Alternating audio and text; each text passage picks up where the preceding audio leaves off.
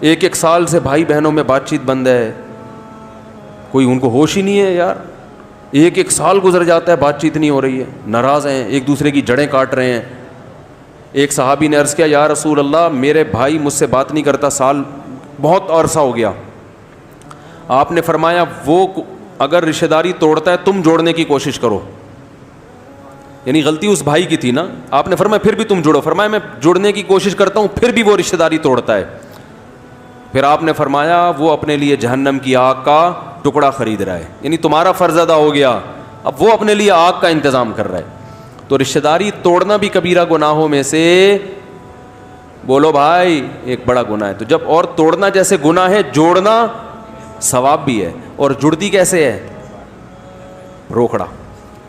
بھائی کو ہدیہ دیا کریں پیسے, بہن کو پیسے, لفافے میں پیسے, پیسے کمبخت سانپ بن کے بیٹھ گئے ہیں, خرچ کرنے کے لیے تیار نہیں ہیں. روکھڑا خرچ کرو, سمجھ رہے ہو.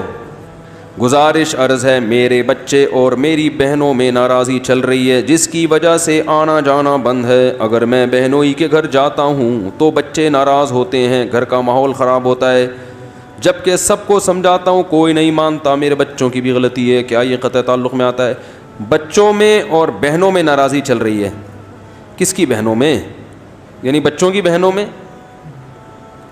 یعنی ان کے بچوں میں ابا کی بہنوں سے ناراضی چل رہی ہے. ابا کی بہنیں پھوپھیاں ہوتی ہیں, ماں کی جگہ ہوتی ہیں. ناراضی کا محل ہے ہی نہیں ہے. بڑا چھوٹے سے ناراض ہو, چھوٹے کو بڑے سے ناراض ہونے کا آپشن بولو بھائی ہے ہی نہیں. یہ کوئی تو ناراضی کا وہی غلط ہے. زیادہ سے زیادہ انہوں نے ناانصافی کر دی ہوگی, تو بس یہ ہوتا ہے کہ پھر تھوڑا تعلق, تھوڑا ریزرو رہ لو.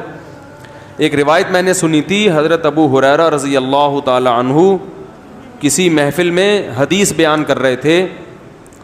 تو جمعرات کا دن تھا, حضرت ابو ہریرہ اس میں وعظ کیا کرتے تھے, کہیں کوفہ میں یا بصرہ میں. تو وعظ کے دوران انہوں نے کہا کہ میں دعا مانگوں گا, مجھے ڈر ہے کہ کوئی قطع رحمی کرنے والا اگر محفل میں ہوا تو اس کی وجہ سے دعا ہماری رد نہ ہو جائے, تو توبہ کر لو جو بھی رشتہ داری توڑنے والا ہے. تو ایک شخص اٹھا اور چلا گیا, اور کچھ دیر کے بعد واپس آیا. لوگوں نے پوچھا کیا تھا؟ اس نے کہا میں نے اپنی پھوپھی سے 1 سال سے بات نہیں کی تھی, ناراضی تھی. تو جب حضرت ابو ہریرہ نے یہ فرمایا نا کہ جو رشتہ داری توڑتا ہے اس کی وجہ سے پوری محفل پہ کیا ہوتی ہے؟ نحوست طاری ہوتی ہے, پوری محفل کی دعائیں قبول ہونے کا امکان کم ہو جاتا ہے. تو مجھے خیال ہوا میری وجہ سے سب کا نقصان ہوگا, تو میں گیا ہوں اپنی پھوپھی کو منا کے آیا ہوں میں. تو اس لیے آپ کے بچوں کو چاہیے, پھوپھی سے اگر زیادتی بھی ہوئی ہے تو کوئی بات نہیں, منا لو یار, ماں کی جگہ ہے بھائی. تمیز مارکیٹ میں شارٹ ہو گئی ہے, تو ٹی وی ڈراموں میں عدم برداشت سکھایا جا رہا ہے, اس کو کمال سمجھا جاتا ہے. اور یاد رکھو رشتہ داری جوڑنے کا سب سے بہترین طریقہ ہے ہدیہ دیا کرو کیش کی شکل میں, پیسے, سمجھ رہے ہو. پھوپھی کو 5,000 کا نوٹ لفافے میں ڈال کے دے دو. دیکھو پھوپھی کا اسٹائل آپ سے بات کرنے کا, حالانکہ ہو سکتا ہے پھوپھی مالدار ہو, 5,000 کی کوئی ویلیو نہ ہو, لیکن پیسہ بولتا ہے. حقیقت بتا رہا ہوں, تبھی تو اللہ نے بار بار پیسہ خرچ کرنے کا قرآن میں حکم دیا. اللہ کو خوش کرنے کے لیے بھی پیسہ خرچ کرنا پڑتا ہے, تو ماموں کو خوش کرنے کے لیے پیسہ کیوں نہیں خرچ کرنا پڑے گا؟ پھوپھی کو خرچ کرنے کے لیے پیسہ کیوں نہیں خرچ کرنا پڑے گا؟ خالہ کو خوش کرنے کے لیے پیسہ. تو بھانجوں کو بھتیجوں کو چاہیے پیسے ویسے دیں, تو دیکھو پھر ان کا سلوک ایک دم, آپ کی غیبتیں ایک دم مارکیٹ سے کیا ہو جائیں گی؟ شارٹ, اچھائیاں شروع ہو جائیں گی. تو ایسے پیسے نہیں دیتے آج کل لوگ, کنجوس. لفافے وہ دولہا وولہا کے جو چل رہے ہوتے ہیں نا, وہ نہیں ہوتا, وہ سب کو پتہ ہے رشوت ہے. وہ ہم نے بھی دیا تھا تو انہوں نے بھی دیا, تو انہوں نے چونکہ ہماری شادی میں پیسے دیے تھے, تو چونکہ ان کے بچہ پیدا ہوا تھا تو ہم نے 500 روپے دیے تھے, تو ہمارے بچہ پیدا ہو تو 1,000 تو وہ دیں گے, تو ہم نے ان کو 5,000 دیے تھے, تو ہمیں یہ ٹوپی ڈرامہ ہے, یہ ہدیہ. اس سے نفرتیں پیدا ہوتی ہیں. کمبخت کے تیسرا بچہ پیدا ہو گیا, ہمارے ایک پیدا ہوا تھا, 5,000 لفافے میں ملے تھے, اس کمبخت کے ایک پیدا ہوا, ہم نے بھی 5,000 دے دیے. کمبخت پیدا ہی کرتے چلا جا رہا ہے.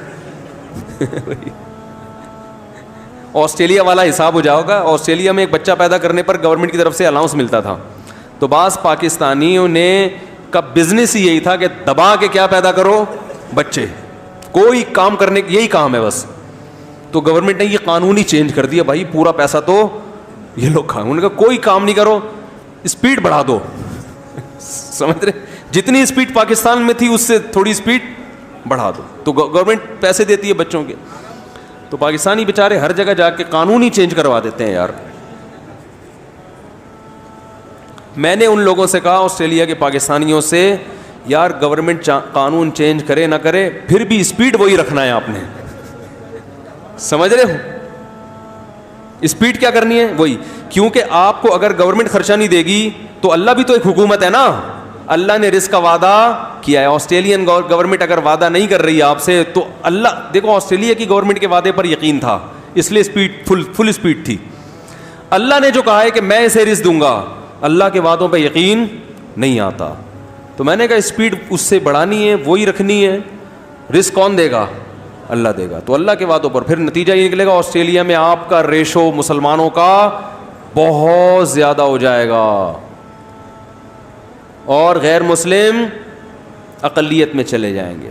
تو اسلام کو بھی فائدہ, پھر آپ کے جب آپ بوڑھے ہوگے آپ کے اولاد ہوگی, صحیح ہے نا, وہ آپ کی خدمت کریں گے. ہر لحاظ سے فائدہ ہی فائدہ ہے. پشتو میں فائدہ بولتے ہیں, اردو میں فائدہ بولتے ہیں.